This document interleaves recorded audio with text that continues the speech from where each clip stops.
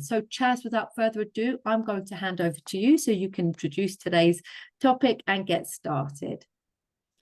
Thanks, Lucy. Thanks to Helbling for inviting me back, I should say. And yeah, isn't that a great book?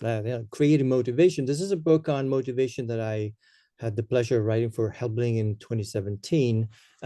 Motivation has always been a very big interest of mine because motivation comes from motum. It's a drive. It's why we do what we do. So evidently, as teachers, if we understand what makes our students click, half the job is already done. For those of you who may not be familiar, maybe most of you may not be familiar with my thoughts on motivation. Prior to writing the book, I had a chat. I interviewed about 150 students of mine here in Paris, where I'm based. I work at university level. And so I asked my students here two very simple but very powerful questions. Question number one was, what do you find motivating? What is one thing that we do in our English class that you find motivating? And question number two was, what is one thing that we do in our English class that you find demotivating? And it seems to me, that based on what the students were saying, I came up with this little framework, which I have called GPS. It's not the GPS that you're familiar with. It's not the satellite thing, for when you get lost or no, but GPS is, Lucy, if you can show the slide, please. GPS stands for, the G stands for groups. So if we want to motivate our students, we need to pay attention to what goes on within a group. Okay, so group psychologists say that, for example, when you want people to really perform, and when you want people's productivity to be at the top, you need to take care, you need to look after, the group processes, within the group. And the second thing that really struck me was people were saying, I hate it when you start teaching and I'm not ready for you. So what these people were saying was, I hate it when you start teaching and I'm unfocused. So I'm not really concentrated. I'm not with you. I may be with you physically, but mentally, I'm miles away. And the third element, people were saying, I remember one quote in particular, that stayed with me ever since. I have a brain, I want to use it. So people want to be stimulated, but they also want to be surprised. So GPS has informed my work on motivation ever since. And I'm not claiming this is a panacea. I'm not claiming that this is going to solve all our problems, but it has served me well. And I think, it wouldn't hurt, perhaps experiment with it. Today, though, we're going to focus on attention. And that attention is the substance of life. Attention is the essence of life. Attention is the amount of cognitive effort, the focus that we bring to a certain task. You can't do anything well unless you pay attention to something. And in English, we pay attention to something. So attention is very, very valuable. Okay. Unfortunately, though, nowadays, okay, we're witnessing the TikTokization of attention. So attention has become scarce. Now, teachers have always been in the business of getting the students' attention. Obviously, you can't teach anybody anything if people are not paying attention to you. Attention in the sense, listening to you.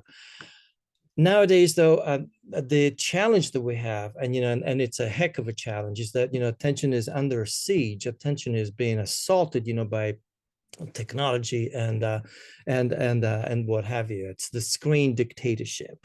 So a lot of psychologists in the States, they don't mince words. For example, they say that the people, and by people they mean primarily adolescents or Gen Z or Gen Y.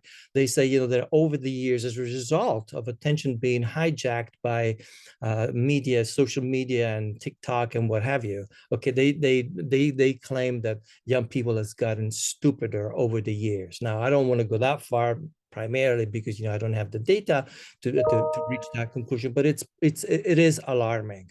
Just if you think about it, it's been estimated that the attention span of Gen Z, just to remind you, Gen Z are people, born between 1997 and 2012. Okay, so the attention span of the Gen Z people is basically shrunk to 8 seconds. You heard me right, 8 seconds. So it is alarming. When people, are they keep scrolling from one video to another, from one very short video to another, then, it's very, very difficult. They get used to a certain way of doing things. And so it's very difficult for us, to actually ask the students, to stay glued to one task, for 20 minutes. I want to tell you one thing, one personal story. My daughter asked me one day, my daughter is 16, she's in high school, and she asked me one day, can you send me a paper on such and such, a topic, that we both have some interest in. And so I sent her a paper. A paper was 3 pages long. Okay, so it wasn't terribly difficult to read. Even a 16-year-old. I mean, it was an academic paper, but even a 16-year-old with the brain, could make sense of it.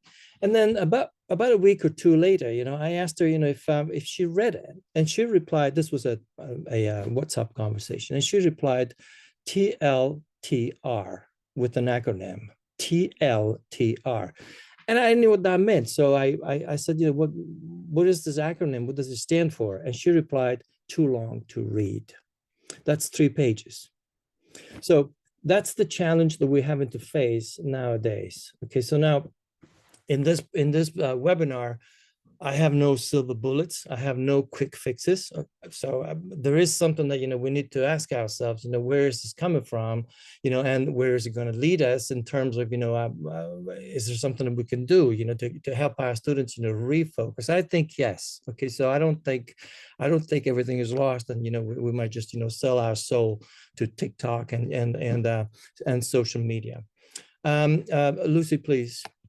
Now, when we talk about attention, it's always interesting to look at the etymology of the word. Attention comes from the Latin attendere, so we have the same meaning in English. Okay, you attend to a sick person. Okay, so basically to give attention and care, okay, to a sick person, or to attend to an event or something, to attend to somebody, so it basically means using our resources and energy to a task. Now, it's not, you can do something if you don't pay full attention to it, but the performance on your task is going to suffer dramatically.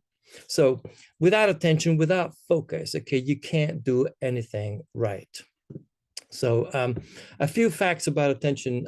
Next slide, please, Lucy.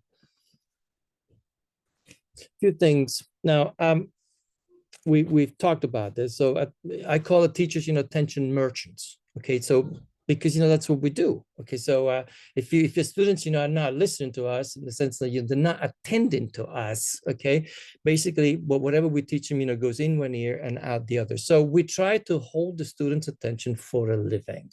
This is it's always been part and parcel of what a teacher has to do.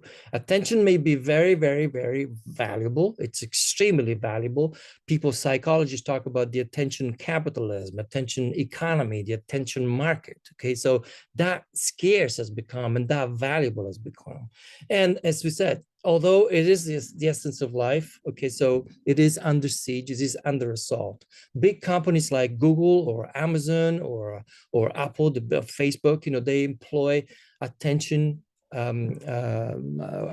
workers, attention engineers, whose main role is basically to develop algorithms, okay, for us, to stay glued to that page. If you buy a book on Amazon, okay, you will see something like, people who bought this book also bought blah, blah, blah, and they bombard you with 150 different choices. Now, it's not, obviously, they do it because, they want you to spend more money and buy more books. But in fact, this is the work of the attention engineers, because, they want you to stay glued to the screen, because your attention is valuable. So you become the product. So it is, can we change this? I don't think we can change it. It's too late. We've gone too far, and, making a dramatic U-turn, it's not gonna happen. Let's be realistic. We have to work with what we have, So, but I mean, it's the status quo. So now, one more slide, please, Lucy. Few facts about attention. Now, we spend only 47 seconds on any screen before shifting our attention. When I say we, I'm not necessarily talking about adolescents, teenagers anymore, or younger anymore. I'm talking about us, okay, in general, because, let's face it, we're not any different, okay? So we may have, more judgment, and that sometimes it's to be demonstrated, than our adolescents, but this is a pandemic, this is, we're not immune to this kind of thing. And what psychologists say is, and this is, I think, the most alarming bit is, it takes 25 minutes to refocus on a task after an interruption. This is why I always tell my students or my own kids, that yes, you can have, you can work, you can do your homework, you can work on our project, and have, 4 or 5 or 6 windows open on your computer, but you have to, you pay for it, because one interruption means that you have to go back, and then when you go back, you may have lost the train of thought, you may have lost the perfect phrase, or you may have lost the argument that you were going to use to bring your point home. So this is happening. This is all, this is nothing new, and I'm sure you can all relate to that. Now, one thing that we have to bear in mind is that when it comes to attention, when students come to see us, okay, often, we look at them and we say, oh, they don't look motivated. And I think, that obviously motivation and attention are related, because you can choose to pay attention, but you can also choose not to pay attention. But the thing that I want to remind us of is that when the students are not paying attention to us, especially, when they come in and first thing into the lesson, it's simply that they're paying attention to something else.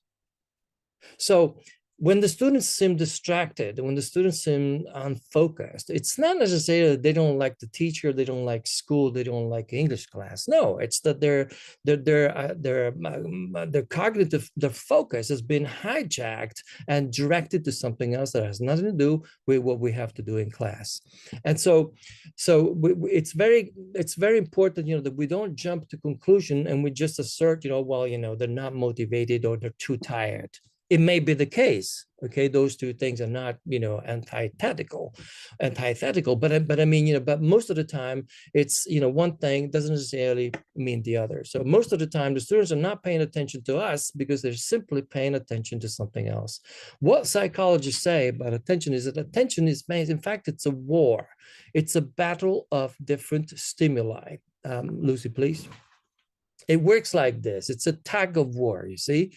So you have stimulus 1, which would be our lesson, okay, for example, and stimulus 2, which may be, whatever else the students, may be thinking about. I don't know. They may be thinking about the game that they just lost, or, an exam that they didn't study properly for, or whatever, whatever seems, to distract them, from the main focus, what we think the main focus should be, and that is their English lesson. It works like this. So for as long as the students are engaged in this tug of war between stimulus 1, the English class, and stimulus 2, the distraction, okay, well, if you start teaching, you're wasting your precious time.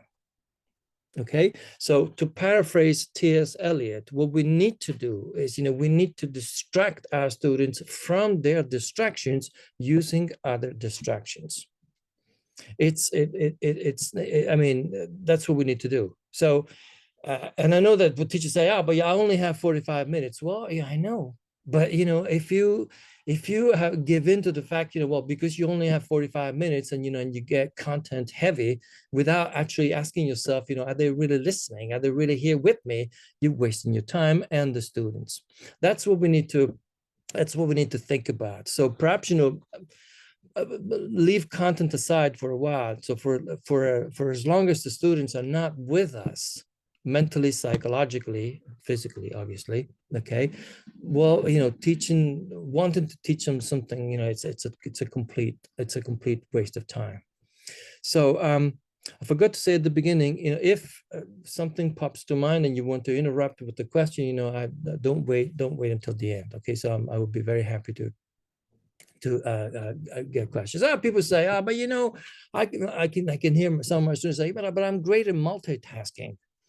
Now, once again, it's not that we can't multitask, okay? It's that the brain, though, likes to monotask, okay? So apart from the fact, you know, that there's a lot of confusion about multitasking. Lucy, can you show the next slide, please? Yeah.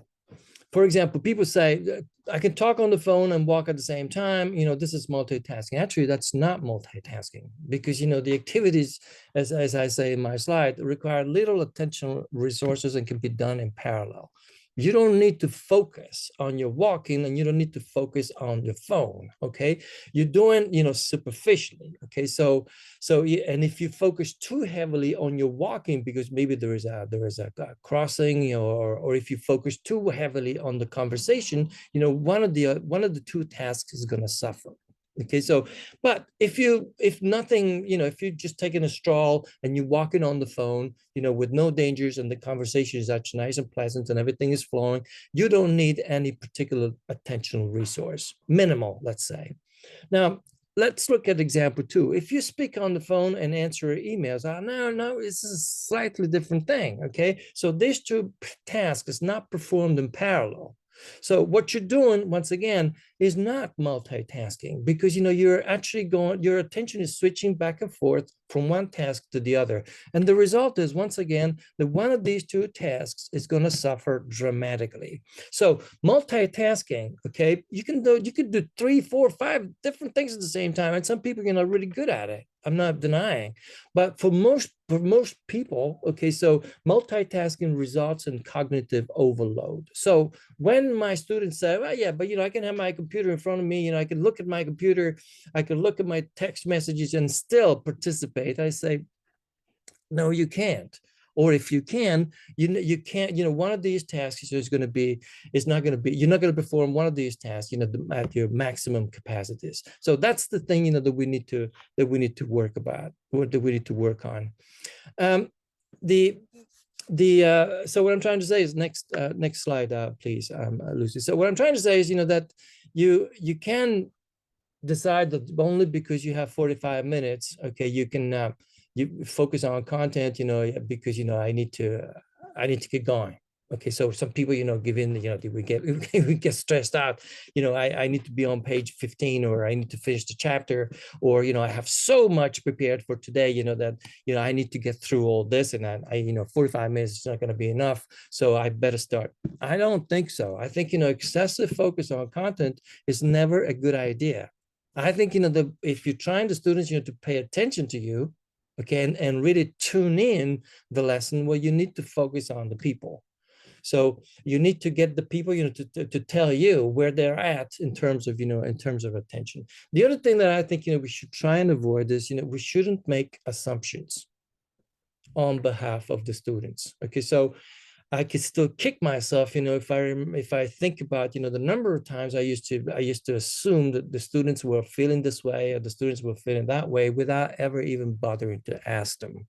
This is, you know, suicidal, you know, when it comes to teaching. So I think, you know, it's always nice to check with your students.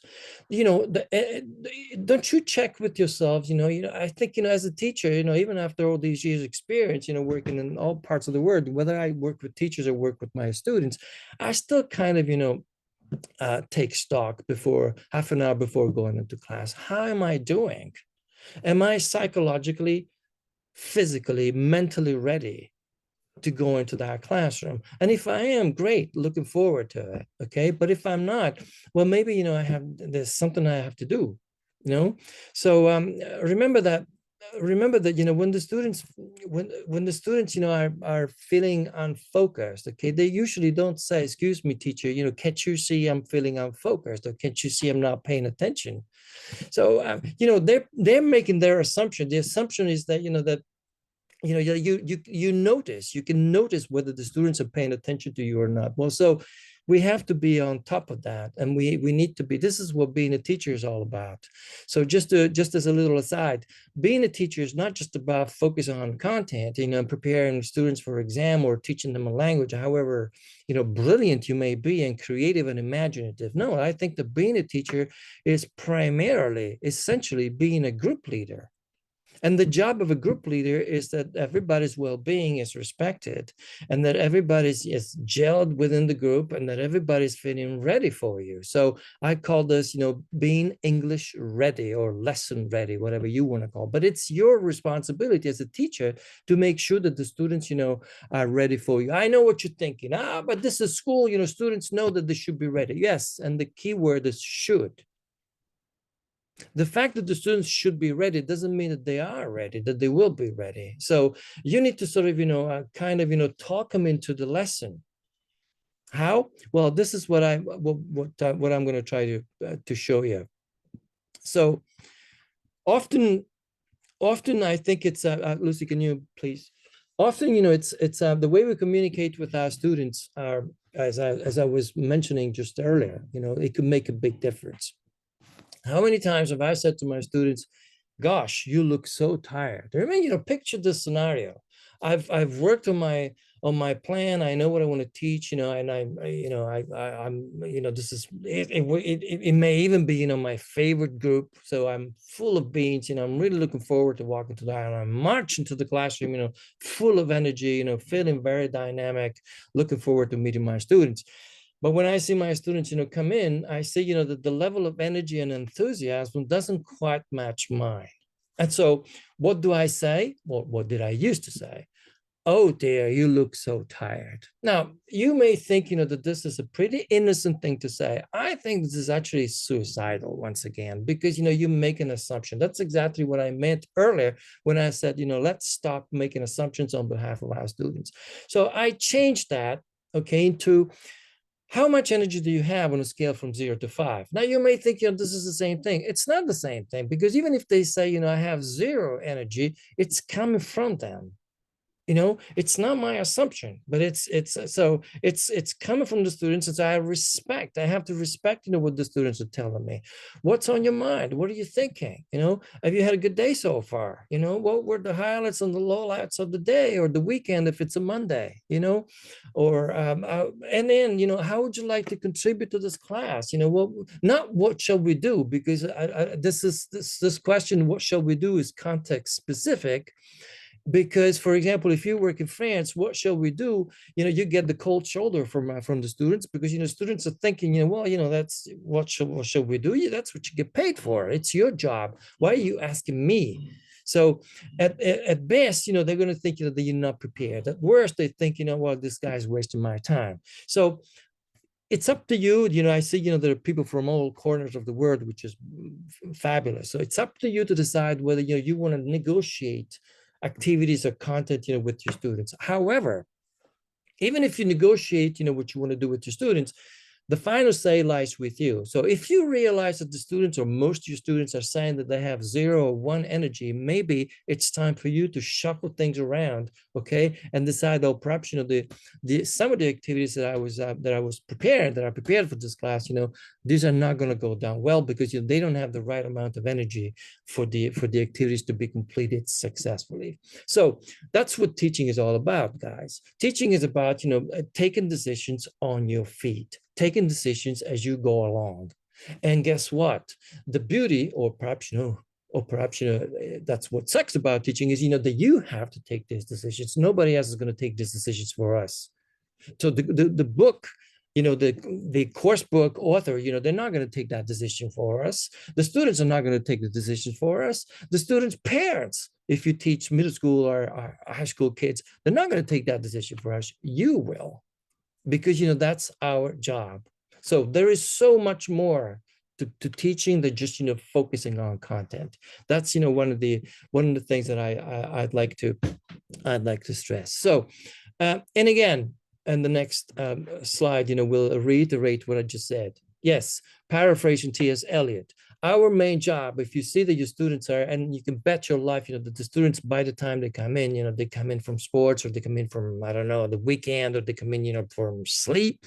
Okay, so the students are not going to be 100% ready for you mentally and psychologically. And so they're going to be distracted.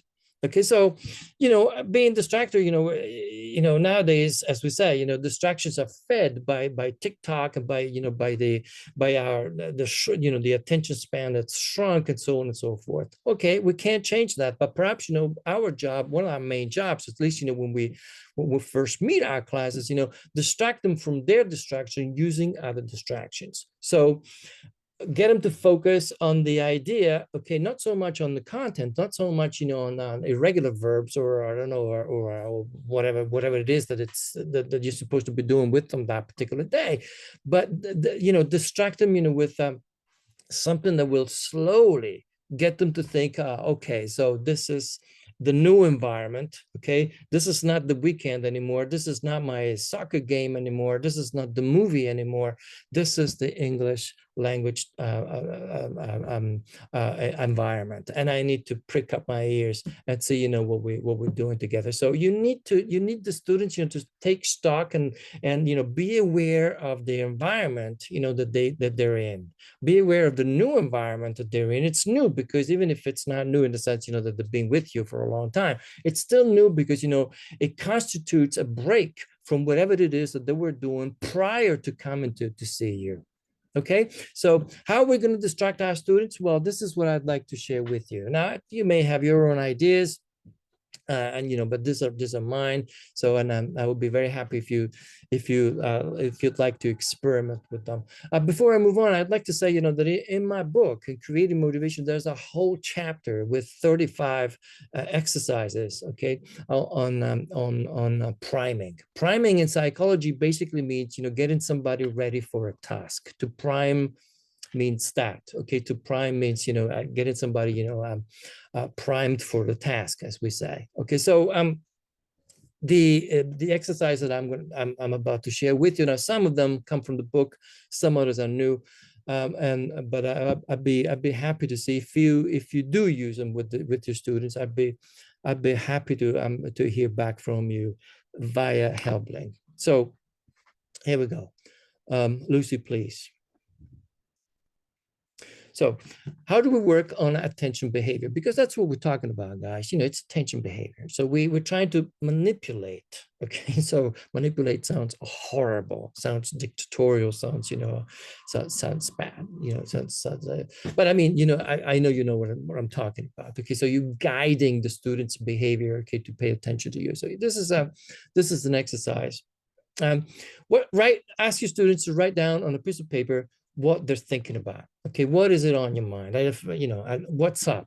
Okay, so what's going on? Okay, ask them to talk about, to write down a list of feelings. Okay, what they were doing just before coming to class. Okay, so they don't need to go into details, and then ask them to turn to their nearest neighbor and share whatever it is that they want to share. Once again,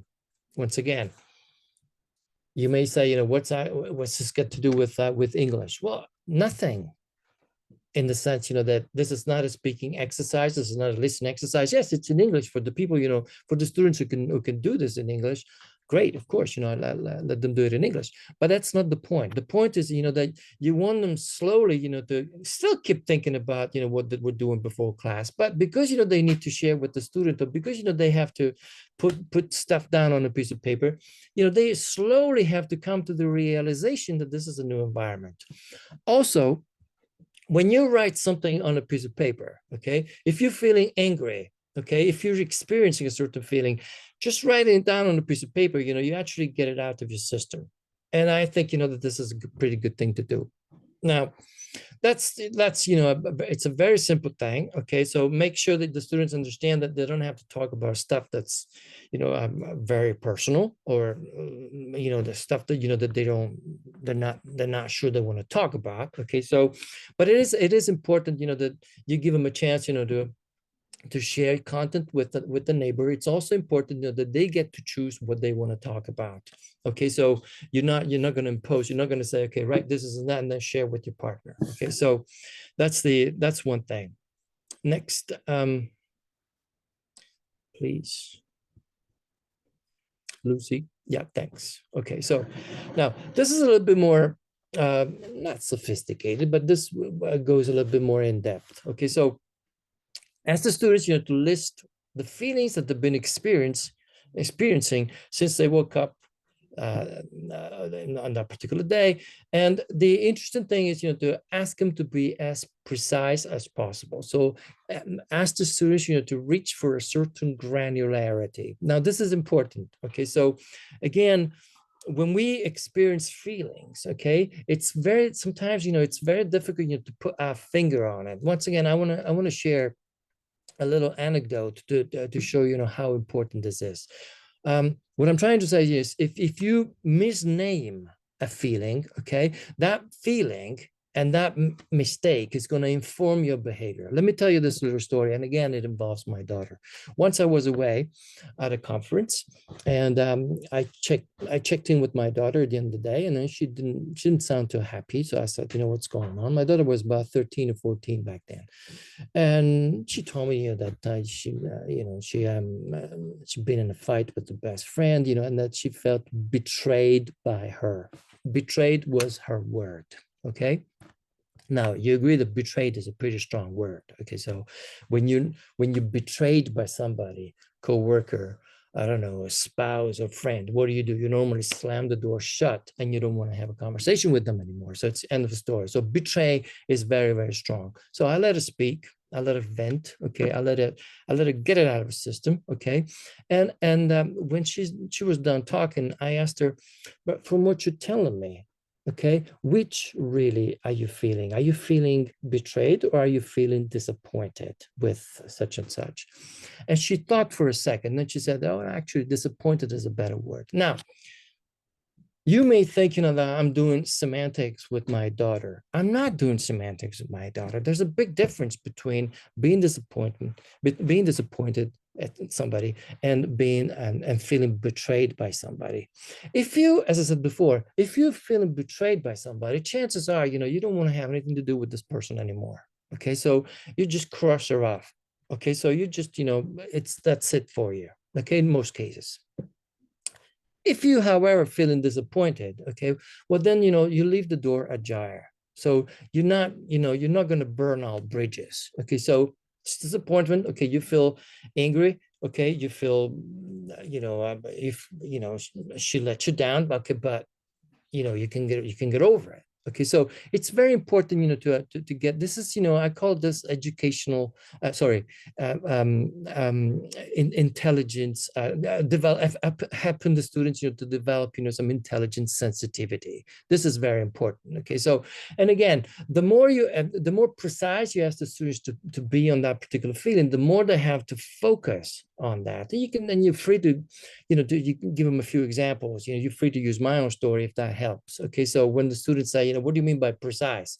Okay, so help them, with my story if you think, that's going to be a good idea.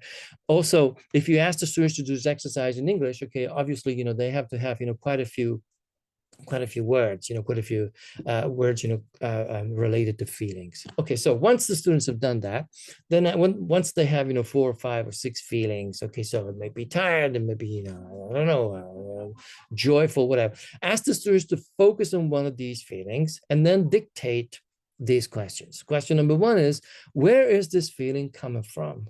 In other words, can you associate it with the person or an event? Was the person responsible for your anger? Was an event responsible for your anger? Was a person responsible for your joy?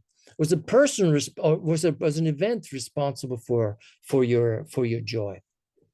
Help them frame where this feeling is coming from. Now, second question is, where might it lead you? So if you're feeling joyful, you think, is it gonna last all day? You think, if it's in the morning, do you think, this is gonna go into the night if it's afternoon? Third question, how is it affecting you right now? And so what impact is this feeling having on your persona right now? Where does it live in your body? Where does this feeling live in your body? Can you locate it?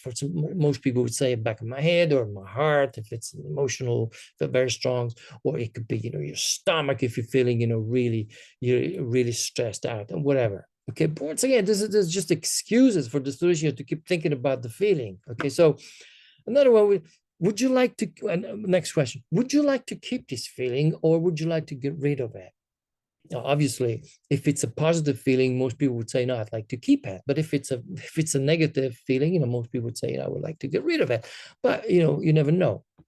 And then last, write a 50-word text message to this feeling. Explain the reason you want to keep it or the reason you'd rather get rid of it. Now, once the students are doing that, okay, if they're really into it, okay, well, while they ask you, excuse me, how do you say this in English? What do you call this feeling in English?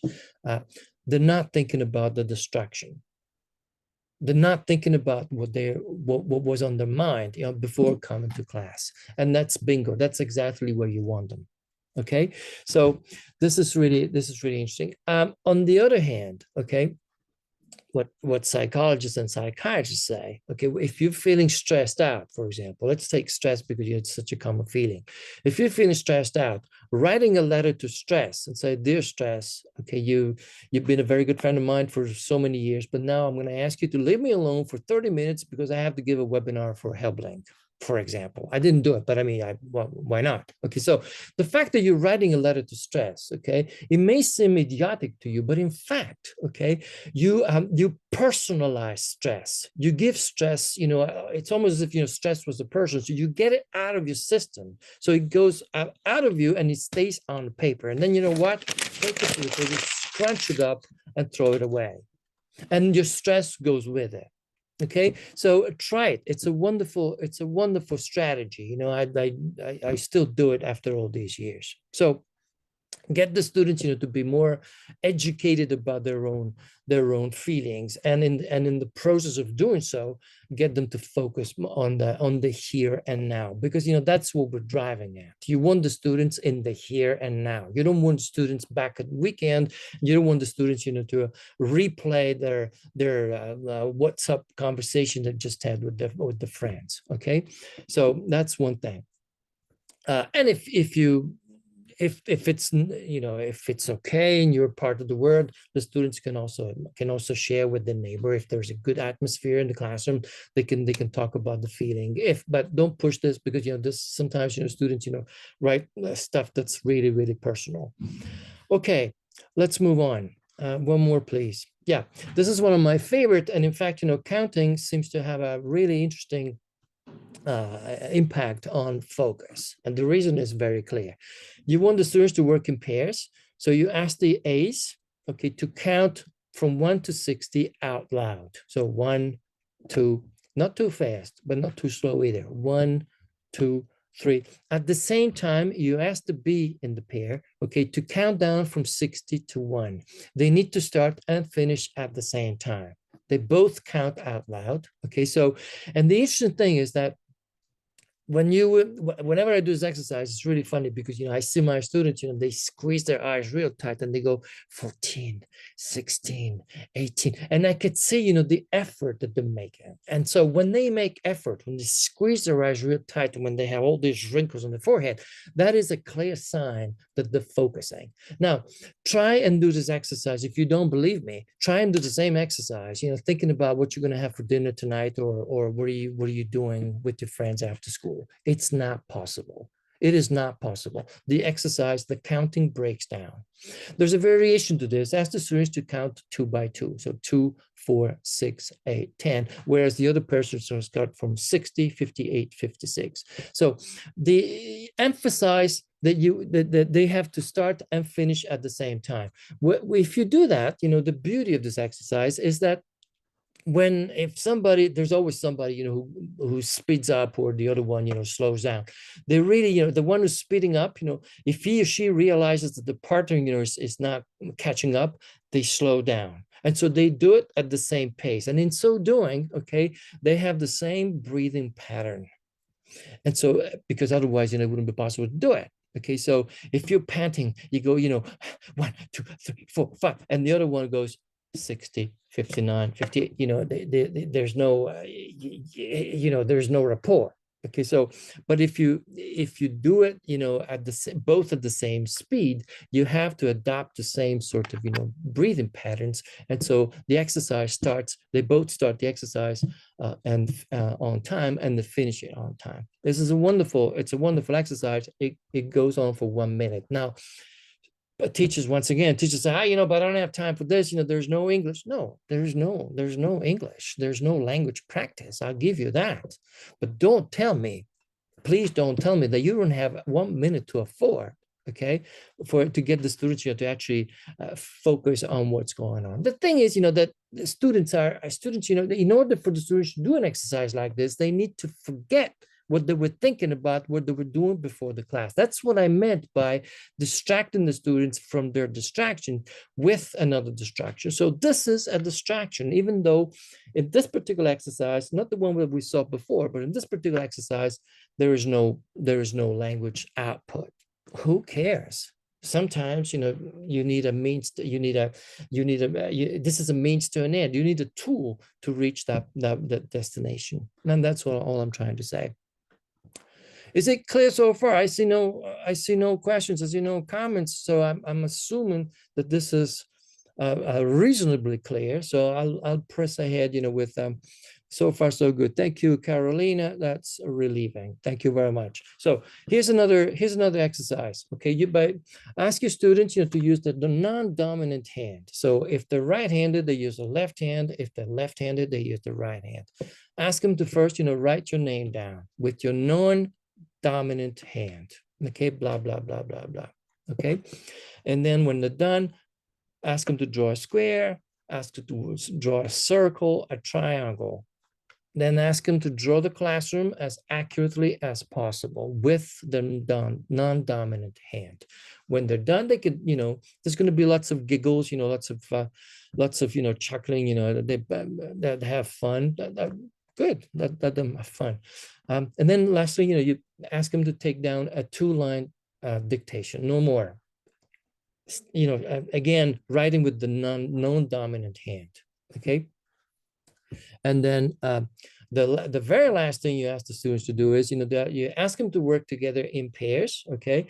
You ask them to hold the same pen, okay, with their non-dominant hand and write another, and, you know, you dictate another passage, another 2-line text, and they have to write it down together, both together with their non-dominant hands. Now, once again, what's the point? There's no language practice.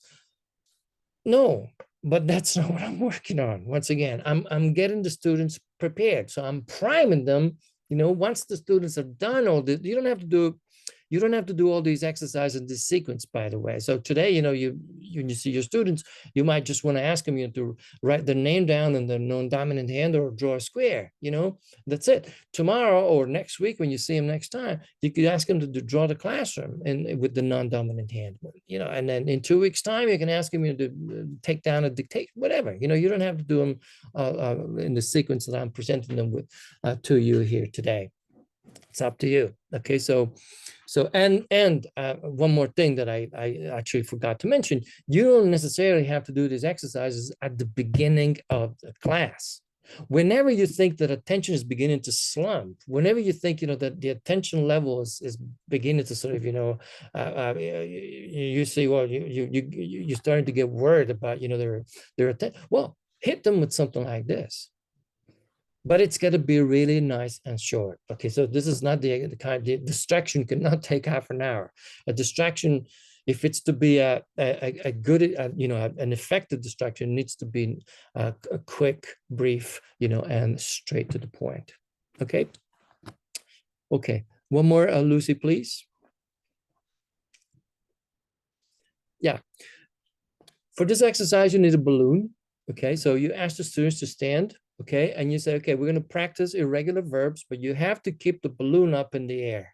Okay, so, and the students are only allowed 1 touch each. So you go take, one student goes take and bam, and hits the balloon. Another one, you know, picks it up and goes took, okay?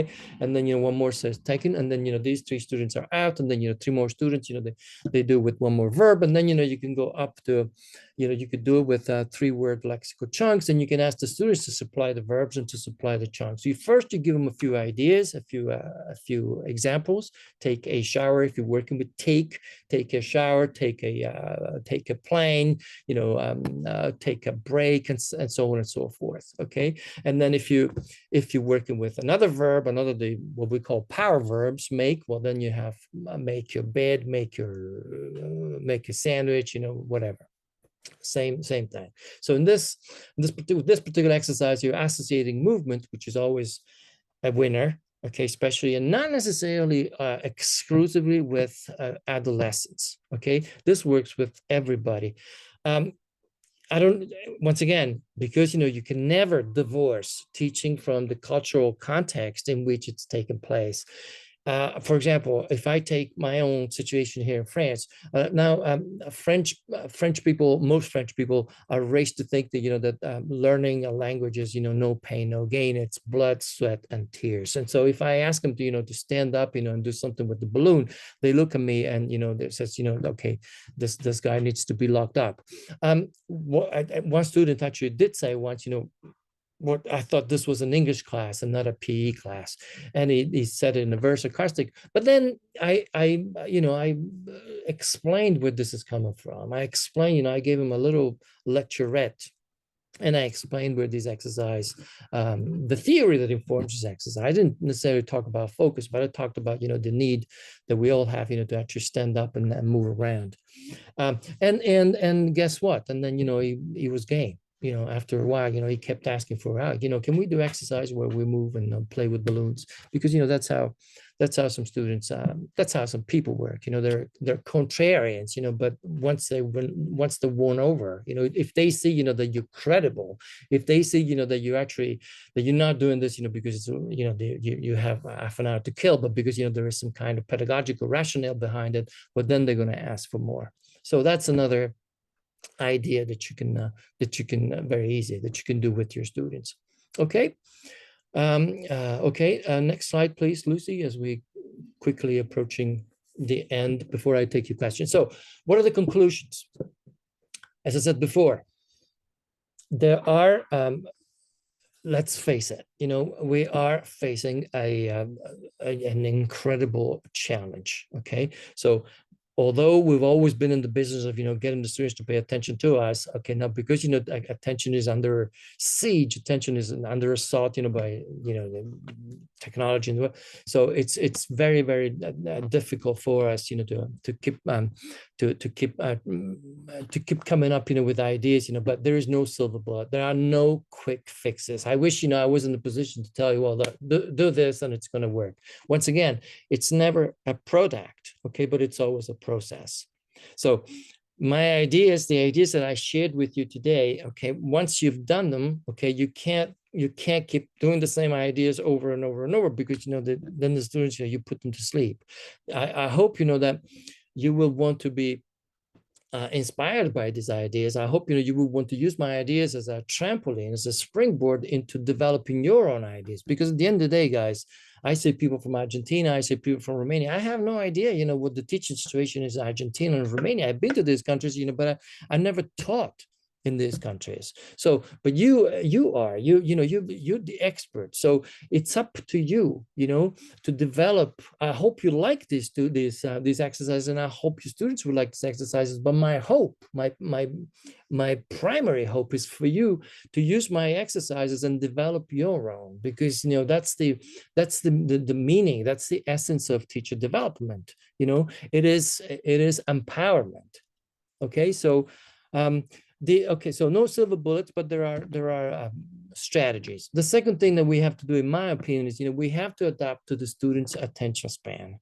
There is no, it's no use crying and say, it was better 20 years ago. It was better before TikTok. And there was never a golden age for education. Yes, maybe it was a little easier to get the students to pay attention to us before social media. But look, it is what it is. We have to deal with what we have. And so if you can't beat them, join them. We got to come up with an idea, to make it work for us.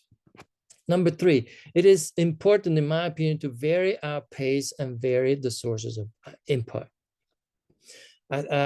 Because I like to go against the grain, because, everything seems to be dominated by artificial intelligence and machines and stuff like that. I use none of these things in my classroom. And I think, teachers should reclaim conversations. Teaching is done by people, with people, for people. Teaching is it's all about communication regulated by the sound of the human voice. I don't think artificial intelligence or ChatGPT, or now we have DeepSeek and what have you.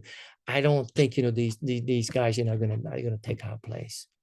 So what they're trying to do is they're trying to dehumanize education, and so we have to take it back. So they're trying to steal education from us. We have to try and steal it back from them. So this is my political manifesto. Because students appreciate it. Because students really do appreciate it. What happens to me happens to thousands of other teachers all over the world. I have people come up to me after a class and say, thank you for not using PowerPoint. I'll say it again. Thank you for not using PowerPoint. So, and because, when you're not using PowerPoint, and there's nothing wrong with PowerPoint, I'm using it myself now. When you're not using, when the message is not contaminated or filtered, if you want to use a more neutral word, when you're trying to tell your students is not filtered through, technology, or when technology doesn't get in the way, it's much more genuine. It's much more authentic. And students can perceive that. Believe me, they can. They won't tell you necessarily, but they do feel it. So hiding behind the screen is not teaching. It's at best babysitting. So we need to reclaim conversations, and we can't, we can't let ChatGPT or DeepSeek or OpenAI, get in the way of what education is all about. 4, surprise our students. Surprising our students is key. If you ever get a hold of my book, Creating Conversation, that was an interesting slip, Creating Motivation, you will see that there's a whole chapter on exercises, with the focus on surprising our students. What is surprise? Surprise is the gap between reality and what the students expect. If you've always done things a certain way, students get used to that particular procedure. So they may, if they're very good, they may pay attention to you, but most of the time, they switch off because they know exactly it's like spoiling. Who wants to watch a movie if you spoiled it for them? Who wants to read a book if you spoiled it for them? So you need to keep them on the toes. So surprise the students. Lastly, I would like to emphasize, that we've talked about the students' attention, but as I said at the beginning, we're not immune to all this, guys. So we have to be able to look after our own attention. So I don't want to dispense advice, and I don't want to sound paternalistic, patronizing you, but I think it's a good idea from time to time, if we reading a book, let's put our phone away, let's leave our phone, in a different room, buried it in the fridge or in the freezer for half an hour, 2 hours, the word is not going to come to an end if you don't have access to your text messages or if you don't have access to your phone. So it's a little bit more holistic than that. It's not. It is a crisis. Okay, but it's a crisis that unfortunately doesn't just concern our students; it concerns ourselves as well. I have a friend in Los Angeles. She's a psychologist, and she says, that the problem with the kids' attention span is the parents, because the parents, when the parents ask the kids, to get off the phone, then the parents, do exactly the same thing. They're glued to a screen. So it's do as I do, but don't do as I say. Let's be aware of this, because we're not immune to these changes. So I hope what I said is making sense. I hope you're still paying attention. And if you have questions, and if you want to reach out, I will be delighted to comment on your questions or try to provide you with an answer. Thank you, and thank you, Helbling, once again.